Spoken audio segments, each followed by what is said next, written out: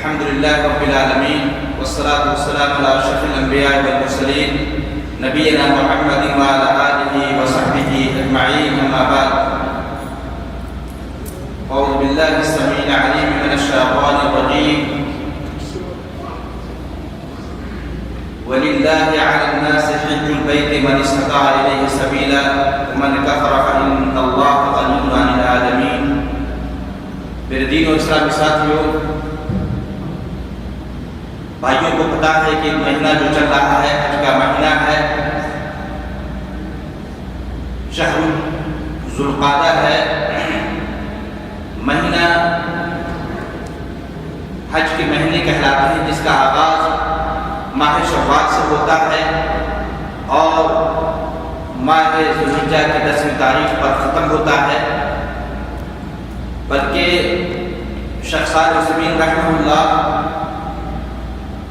اشہر حج میں ماہ ذوالحجہ کے پورے مہینے کو شمار کیا ہے.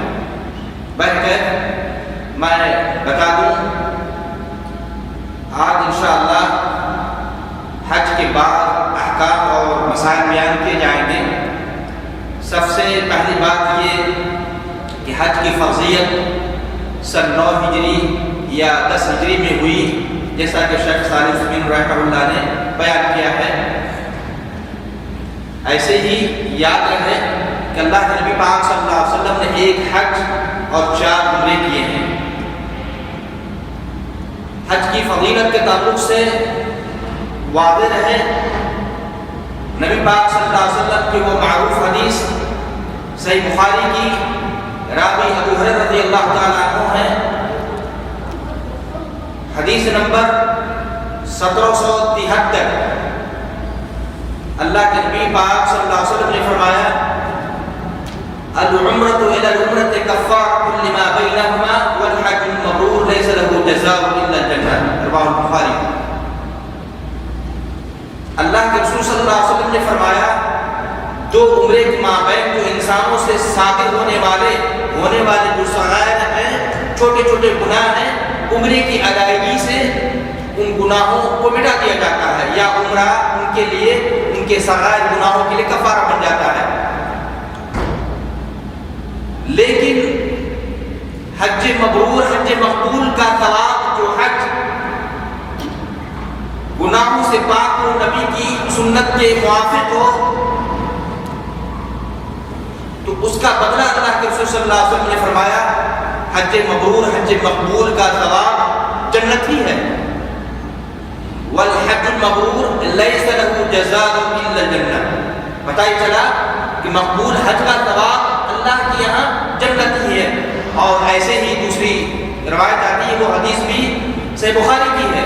راوی ابو ہریرہ رضی اللہ تعالیٰ عنہ کہتے ہیں، نبی پاک صلی اللہ علیہ وسلم نے فرمایا: من حج للہ فلم یرفث ولم یفسق رجع کیوم ولدتہ.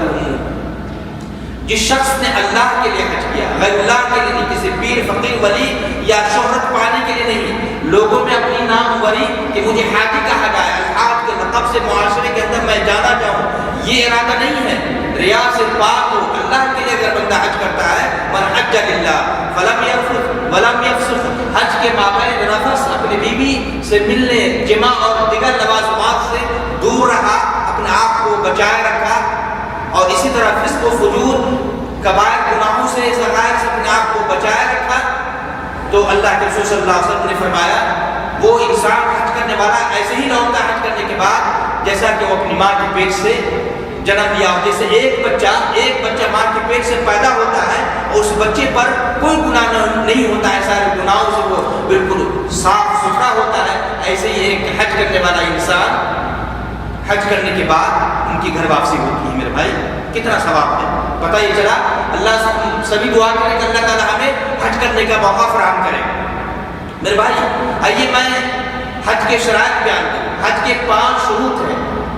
پہلا ہے اسلام، مسلمانوں پر حج ہے، کافروں پر نہیں. دوسرا ہے بالغ ہونا. بچہ اگر حج کر لے تو حج تو صحیح ہوگا، مگر اس کا ثواب اس کے جو سرپرست ہیں انہیں ملے گا. جیسا کہ ایک عورت نبی صلی اللہ علیہ وسلم کے پاس بچے کو لاتے ہوئے آئی اور کہا اللہ کے رسول صلی اللہ علیہ وسلم الہذا حج، آپ صلی اللہ علیہ وسلم نے فرمایا نعم ولک اجر، آپ نے فرمایا کہ حج تو ہے لیکن ثواب تمہیں ملے گا۔ پتہ یہ چلا کہ بچہ اگر بلوغت کو پہنچ جائے، بالغ ہو جائے، تو بچپنے والا حج وہ کافی ان کے لیے نہیں ہوگا، پھر انہیں حج کرنا پڑے گا۔ تیسرا شرط یہ ہے کہ انسان عاقل ہو، عقل مند ہو، گویا کہ مجنون پہ حج نہیں ہے، پاگل ہے، گرچہ مالدار ہے، کروڑوں کا مالک ہے، لیکن عقل اس کی ظاہر ہو چکی ہے، اس پر حج نہیں ہے۔ اور چوتھی شرط ہے آزادی، حریت، اور پانچویں استطاعت، طاقت رکھنے والوں پر اللہ تعالیٰ نے حج کو فرض کیا ہے۔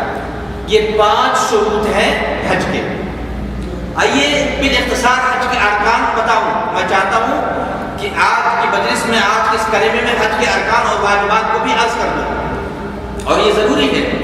حج کے ارکان 4 ہیں، ان میں سے ایک رکن بھی اگر جان بوجھ کر یا انجانے میں چھوٹ گیا حج نہیں ہوگا۔ حج کے 4 ارکان ہیں، ان میں سے پہلا رکن ہے نیت کرنا، بلا نیت اگر انسان حج کرے حج نہیں ہوگا۔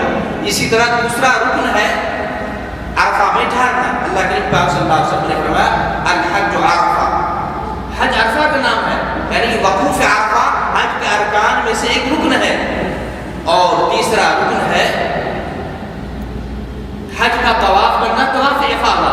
طواف افاضہ دوسرے لفظوں میں طواف زیارت، یہ یوم النحر کو بندہ حجاج کرام طواف کرتے ہیں، یہ تیسرا رکن ہے۔ اور چوتھا رکن حج کا صفا مروہ کا سعی کرنا، صفا مروہ کا سعی کرنا یاد رکھنا۔ اگر مفرد یا قارن، حج افراد کرنے والا یا حج قران کرنے والا طواف قدوم کے ساتھ انہوں نے سعی کر لیا ہو تو پھر دوبارہ اس کو سعی کرنے کی ضرورت نہیں ہے۔ جو متمتع ہیں، حج تمتع کرنے والے ہیں، انہوں نے عمرے کے ساتھ سعی کیا ہے، پھر دوبارہ اس کو سعی کرنا پڑے گا یوم النحر کو 10ویں ذی الحجہ۔ تو یہ 4 ارکان ہیں حج کے۔ آئیے حج کے واجبات کو بھی اختصار بتا دیں۔ حج کے 7 واجبات ہیں، کتنے بھائی؟ 7 واجبات۔ پہلا واجب ہے میقات سے نیت کرنا، میقات سے نیت کرنا، یہ واجب ہے۔ بہت سارے حجاج کرام ہوائی سفر سے ہوتے ہیں، پاکستان، انڈیا، بنگلہ دیش یا نیپال سے آتے ہیں، اور جو میقات ہے وہاں پاکستان، انڈیا سے آنے والوں کے لیے یلملم، جو اہل الیمن کا جو میقات ہے یلملم، وہاں سے گزر جاتے ہیں، نیت نہیں کرتے ہیں، جدہ پہنچتے ہیں، لینڈنگ ہوتی ہے، وہاں جا کے پھر وہ نیت کرتے نہیں میرے بھائی، وہ تو میقات کے اندر داخل ہو گئے، لہذا انہیں چاہیے کہ میقات پر لوٹے، اگر جدہ صحیح نیت کریں گے تو اس کو دم دینا پڑے گا، چونکہ حج کے واجبات میں سے ایک واجب بھی چھوٹ جائے تو اس کو کیا کرنا پڑے گا بھائی؟ دم دینا پڑے گا۔ حج تو صحیح ہوگا مگر دم دینا پڑے گا، جیسا کہ اللہ کے نبی صلی اللہ علیہ وسلم نے فرمایا من نسی من نسکہ شیئا او ترکہ فلیحرق دمہ، یہ سنن بیہقی کی روایت ہے، امام دارقطنی نے بھی اس روایت کو لایا ہے کہ جس شخص نے حج کے واجبات میں سے کسی واجب کو بھول گیا یا چھوڑ دیا، اسے چاہیے کہ خون بہائے، گویا کہ انہیں دم دینا پڑے گا۔ تو حج کے واجبات میں سے پہلا واجب ہے میقات سے نیت کرنا۔ دوسرا ہے عرفہ میں دن میں آنے والوں کے لیے غروب آفتاب تک ٹھہرنا، زوال آفتاب سے لے کر غروب آفتاب تک کہاں ٹھہرنا بھائی؟ عرفہ کے میدان میں ٹھہرنا۔ اگر کوئی شخص عصر اور عصر کی نماز پڑھ کر کے مغرب سے پہلے اگر چلتے، انہوں نے ایک واجب کو چھوڑ دیا، اسے دم دینا پڑے گا، لہذا دن میں جو آ رہا ہے اسے چاہیے کہ غروب آفتاب تک عرفہ میں ٹھہرے۔ ایسے ہی حج کے واجبات میں سے تیسرا واجب ہے مبیت مزدلفہ، مزدلفہ میں رات گزارنا، مزدلفہ میں رات گزارنا، یہ حج کے واجبات میں سے ایک واجب ہے۔ اگر کسی سے یہ چھوٹ جاتا ہے تو پھر اسے دم دینا پڑے گا۔ چوتھا واجب ہے جمرات کو ترتیب کے ساتھ کنکری مارنا، جمرات کو ترتیب کے ساتھ کنکریاں مارنا۔ یوم النحر کو 10ویں ذی الحجہ کو صرف جمرہ عقبہ کو کنکری مارے گا، جمرہ عقبہ کو کنکری مارے گا، اور پھر 11، 12، 13 کو ترتیب کے ساتھ، پہلے چھوٹا کو، صغرا کو، پھر وسطیٰ کو اور پھر کبریٰ کو، پہلے چھوٹے کو 11، 12 اور 13 کو، اسی طرح مجلے کو اور پھر بڑے کو کنکری مارے گا۔ یہ ترتیب کے ساتھ کنکری مارنا حج کے واجبات میں سے واجب ہے، گویا کہ چوتھا واجب ہے۔ 5واں ہے بال کٹانا، کریں یا حلق کریں، یہ واجب ہے۔ اور چھٹا واجب ہے منا میں ایام تشریق کی راتیں گزارنا، 11، 12 اور 13 کی راتیں منا میں گزارنا، یہ حج کے واجبات میں سے چھٹا واجب ہے۔ اگر کوئی شخص 12 تاریخ کو ہی کنکری مار کے جانا چاہے، اللہ نے فرمایا فمن تعجل فی یومین فلا اثم علیہ، کہ اگر کسی نے 12 تاریخ کو کنکری مار کے وہ جانا چاہے تو غروب آفتاب سے پہلے منا سے انہیں روانہ ہونا پڑے گا۔ گویا کہ 12 تاریخ کو کنکری مار کے وہ جا سکتا ہے طواف وداع کرنے، تو ایام تشریق کی راتیں منا میں گزارنا حج کے واجبات میں سے چھٹا واجب ہے۔ 7واں واجب ہے طواف وداع، آخری طواف۔ حجاج کرام جب وہ سفر کرنا چاہتا ہو، مکہ چھوڑنا چاہتا ہو، انہیں چاہیے کہ وہ طواف وداع کر کے سفر کرے، یہ آخری عمل ہے، حج کے ارکان میں سے آخری عمل ہے۔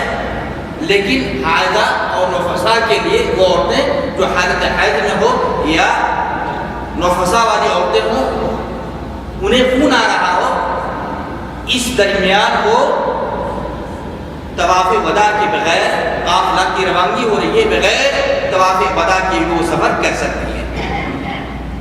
پتہ یہ چلا اگر عورتیں صحیح حالت میں ہیں بغیر حیض اور نفاس کے، پھر انہیں بھی طواف وداع کرنا پڑے گا۔ تو یہ حج کے 7 واجبات۔ ایسا نہیں ہے کہ ہم نے طواف وداع کر لیا اور پھر اس کے بعد ہم گھنٹوں گزار رہے ہیں مکہ کے اندر۔ نہیں میرے بھائیوں، آپ جو کچھ مارکیٹنگ کرنا ہے، جو بھی ضروریات کی چیزیں ہیں وہ کر کے آپ آخری طواف کریں، پھر دوبارہ آپ مکہ نہ لوٹیں۔ یہ صورتحال ہے۔ البتہ یاد رکھیں، جیسا کہ علامہ ابن تیمیہ رحمہ اللہ اور شیخ صالح العثیمین رحمہ اللہ دیگر علماء کرام کہتے ہیں، جو مکی ہیں، اہل مکہ، مکہ والوں کا طواف وداع نہیں ہے، وہ طواف وداع نہیں کریں گے۔ تو گویا کہ طواف وداع حج کے واجبات میں سے 7واں واجب ہے، اور اس طرح حج کے 7 واجب ہیں۔ کتنے؟ 7 واجب۔ ان میں سے ایک واجب بھی اگر کسی نے جان بوجھ کر متعمدن یا ناسیت اگر چھوڑ دے گا، حج تو ہوگا، حج صحیح ہوگا، مگر اسے دم دینا پڑے گا، جیسا کہ میں نے روایت پیش کیا سنن بیہقی کی۔ تو آج کے درس میں، آج کے کلمہ کے اندر آپ کے سامنے مختصر میں حج کی فضیلت، حج کی فرضیت اور پھر حج کے شروط، ارکان اور واجبات بیان کیے گئے۔ اللہ سے دعا ہے کہ اللہ تعالیٰ تمام مسلمان بھائیوں کو حج کے ارکان، واجبات، شروط اور دیگر احکام حج کے سمجھنے اور پھر ان پر عمل کرنے کی